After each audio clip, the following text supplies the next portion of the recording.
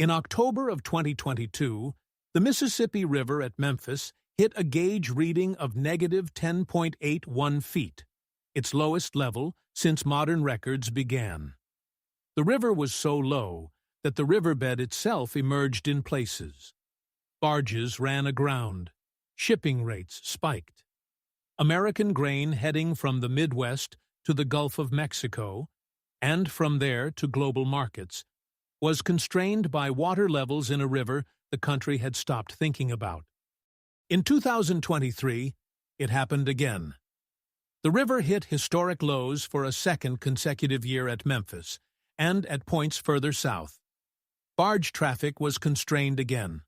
Some grain barges were forced to load to less than half their normal draft to navigate the river. Shipping costs rose. Farmers further upriver, who depend on the Mississippi corridor to move their crops to export markets, faced lower realized prices for their grain. The Mississippi system, which moves roughly 60% of United States grain exports, had a structural water problem. The Mississippi is the largest inland waterway system in the United States and one of the largest in the world. 2,300 miles from its source at Lake Itasca in Minnesota to the Gulf of Mexico. 29 locks and dams above St. Louis, mostly built in the 1930s, mostly designed for 50-year service lives, mostly operating 90 years past their construction date. This episode is about a river that decided where American agriculture would locate, infrastructure that decided how American agriculture would reach the world, and a climate that is now testing both decisions. The Mississippi River drainage basin covers roughly 40% of the contiguous United States, about 1.25 million square miles across 31 states and 2 Canadian provinces. The river system has 3 primary components for commercial navigation. The Upper Mississippi runs from Minneapolis to the mouth of the Missouri River at St. Louis. It is heavily locked. 27 of the system's locks and dams sit on the Upper Mississippi alone, because the river drops substantially over that distance. The Middle Mississippi runs from St. Louis to Cairo, Illinois, where the Ohio River joins. The Lower Mississippi runs from Cairo to the Gulf of Mexico. The Lower Mississippi is unlocked, wide enough, deep enough, and with sufficient natural flow that lock infrastructure is not required. The Upper Mississippi locks are operated by the United States Army Corps of Engineers. They were built primarily during the 1930s as part of New Deal-era infrastructure construction. The original purpose was to create a 9-foot navigable channel from Minneapolis to St. Louis, sufficient to support commercial barge traffic. The locks themselves are concrete and steel structures that allow barges to descend from higher to lower river elevations.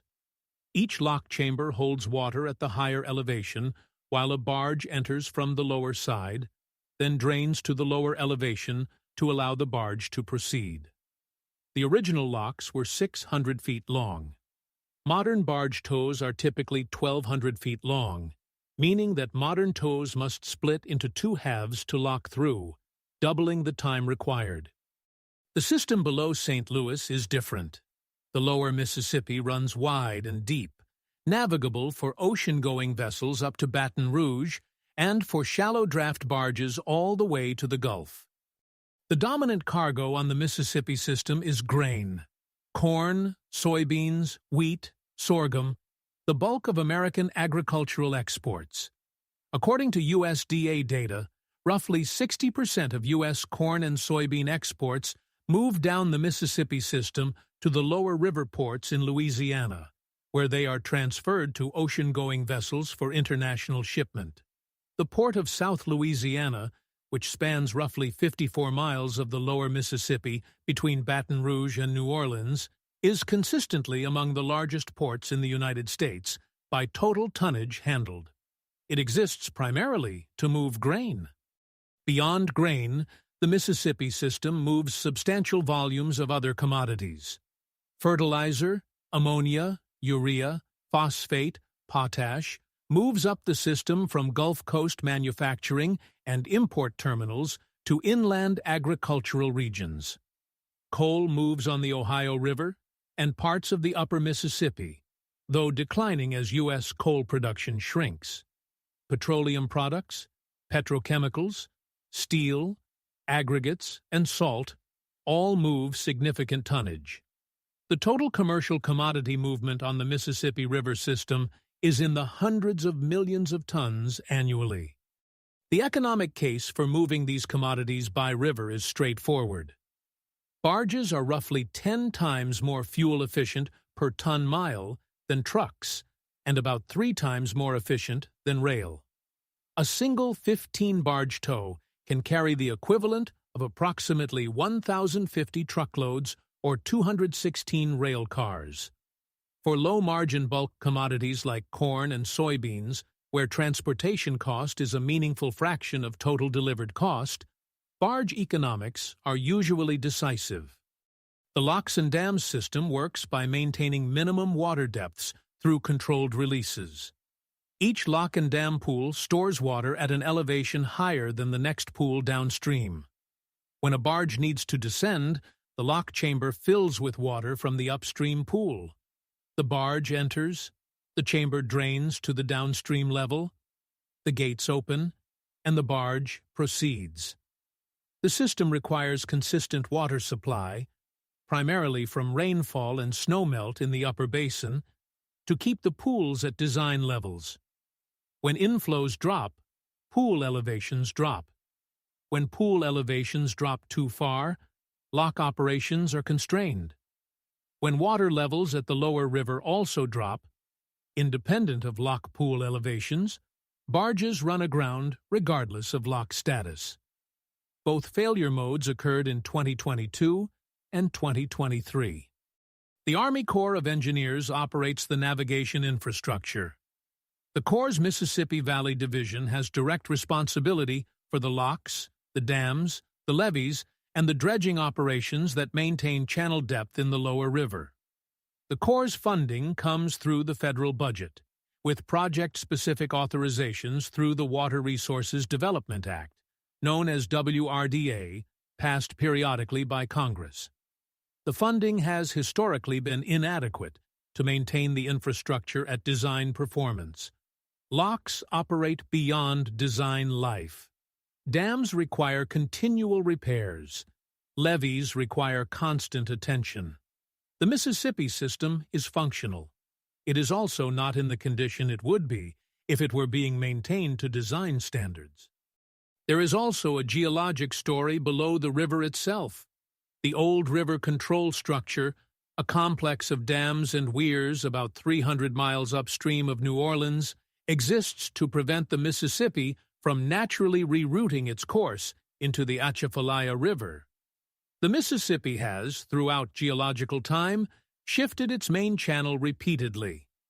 The current course through New Orleans is, by some assessments, geologically unstable.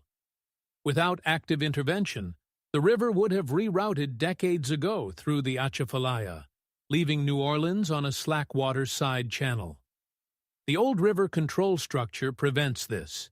Its failure, whether through structural breakdown or through a major flood event that exceeds its capacity, would be catastrophic for the entire lower Mississippi economy, including the ports that move most American grain exports. The Mississippi drainage basin has been entering an increasingly variable hydrological regime. Drought conditions in 2022 and 2023 produced the lowest water levels on record at multiple gauges along the lower Mississippi. The Memphis gauge reached minus 10.81 feet in October of 2022. In 2023, similar lows recurred. The cause was a combination of below-average precipitation across the Midwest, elevated temperatures driving evaporation, and reduced snowpack in the upper Mississippi headwaters. The shipping consequences were direct. During the worst of the 2022 drought, barge draft was restricted on the lower Mississippi by as much as 25%, meaning each barge could carry roughly that much less cargo per trip. Tow sizes were also reduced, meaning fewer barges per tow. shipping rates spiked. Some grain exporters routed cargo through alternate corridors, including by rail, and through Pacific Northwest ports rather than Gulf ports, adding significant cost and time. The economic impact across the agricultural supply chain was estimated in billions of dollars. Climate projections suggest that drought conditions of this severity may become more frequent, not less. The system also faces the opposite problem in flood years. Major flood events on the upper Mississippi, the Missouri, and the Ohio have damaged levees, closed locks, and caused billions of dollars in damage in 2008, 2011, 2019, and 2025. The Corps' levee system was designed for historical flood frequency baselines. Current and projected hydrological variability increasingly exceeds those baselines. Both droughts and floods are stressing the same infrastructure. The Mississippi system's infrastructure needs are well documented. The Army Corps of Engineers maintains a backlog of authorized but unfunded navigation projects in the tens of billions of dollars. Major lock and dam replacement projects, particularly on the upper Mississippi and Illinois waterway, have been in planning or partial construction for decades. The Navigation and Ecosystem Sustainability Program, authorized in 2007, identified specific lock replacement priorities. Most of those replacements have not been completed. The reason is funding. The Corps' Civil Works budget is annually contested in the federal appropriations process. Inland waterway maintenance has historically not been a high political priority outside the river states. The Bipartisan Infrastructure Law of 2021 provided substantial funding to inland waterways, over $2 billion for inland waterway navigation specifically. This was the largest single appropriation for inland waterway infrastructure in over a generation. The Corps has used these funds to advance specific projects: the Lock 25 replacement on the upper Mississippi, lock improvements on the Ohio River, dredging and levee work on the lower Mississippi. The funds are not sufficient to address the full backlog. They are also subject to federal political shifts in subsequent appropriation cycles. The Trump administration in 2025 has emphasized infrastructure as a priority, but has not yet made specific funding commitments to inland waterway maintenance at the scale the system requires.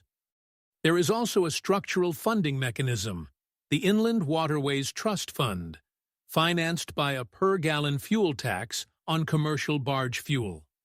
The trust fund pays for half of construction and rehabilitation costs on inland waterway navigation projects. The federal government appropriates the other half. The trust fund mechanism has been operating since 1978. It has not produced sufficient revenue to fund the rehabilitation pace the system requires. The barge industry has supported tax increases. Other interest groups have opposed them. The political stalemate has persisted across multiple administrations. The Mississippi River is the single most important inland transportation corridor in the United States. It moves the bulk of American agricultural exports. It connects the agricultural heartland to global markets. It runs on infrastructure built nearly a century ago, maintained by a federal agency that is chronically underfunded, in a hydrological regime that is no longer the regime the infrastructure was designed for. The river itself wants to reroute geologically. Active engineering keeps it in its current channel. Active funding keeps the locks operating. Active dredging keeps the channels deep enough. Each of those active interventions costs money that is contested annually.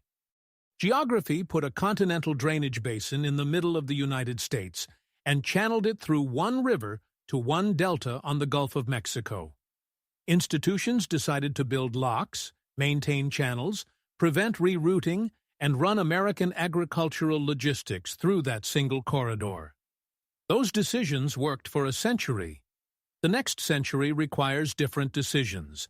This is the hinterland.